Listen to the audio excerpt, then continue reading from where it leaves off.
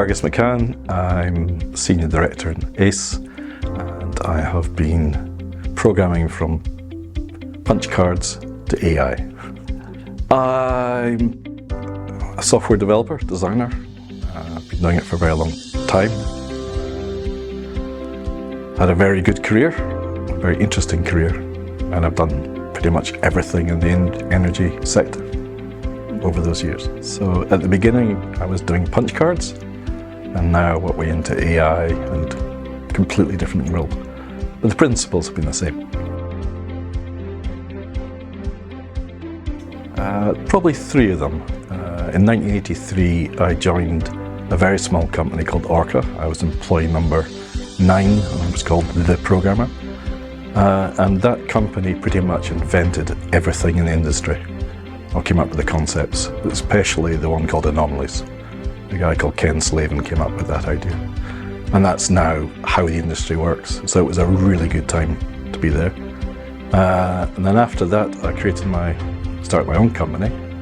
And later on merged with a couple of other ex-Orca guys, and we created what was Cobus. We wanted to change the world. We did. We moved everything from paper to what we call digital now, but back then we called computerized. And then in 1994, Acker acquired RMR. And then in my career with Acker, I moved into project management, project controls, and I did everything from concept, engineering, construction, hookup, right through to decommissioning. So I learned every aspect of the industry, and more importantly, I learned what data is required for every phase. And I think that's been my skill. One of the things that I worked on the last few years was what they now call digital twins.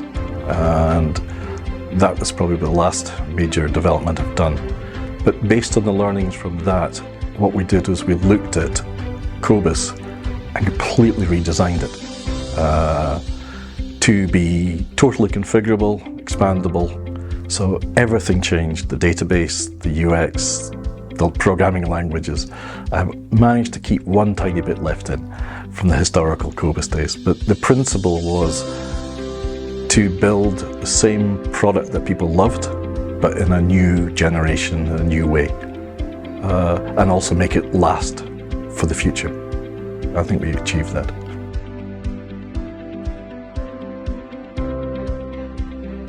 I think the most important one in sustainability is there's the integrity cycle, and by able to cut down the integrity cycle, you save huge amounts of money, energy, and time and cost.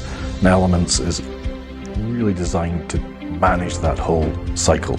So by putting the findings back in, you redo your program, you cut down the amount of work you do, or you use better techniques, and all of that just makes things safer and cheaper and better.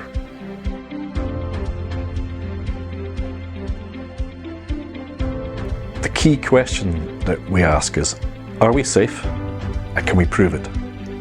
And what Elements is about, that's its DNA, being able to prove that we're safe.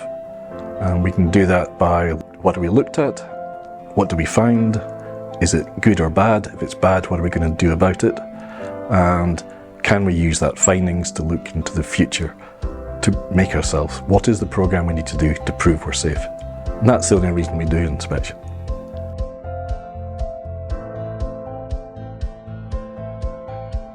Over the years, there's been quite a few key events. Way back in the 80s, there was a famous incident where we actually found a broken member in a jacket, which was like nobody expected. And in the investigation of that, it came down to just really simple human factors. The thing broke, and it could have had some really disastrous consequences.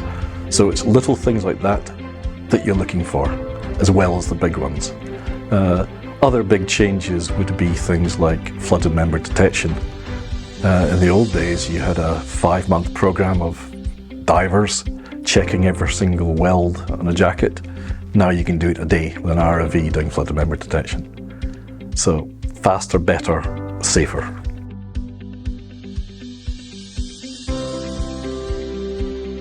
There's some soft benefits and some hard benefits. The unexpected benefit is if you bring all the data together, people can make better decisions quicker, better and faster. And subsea industry is notorious for having bad data. It seems to be an afterthought that we actually need to operate this stuff and we need to know about it. So Elements allows all of that data to be brought together. So say you're doing an anomaly risk assessment, the whole team has got access to everything they need to do to make the best decision that they can. And it's recorded, it's trackable, and it can be shared, especially now with the cloud, not just within the subsea team, but across the whole wider asset management and also with third parties. So that makes a huge difference.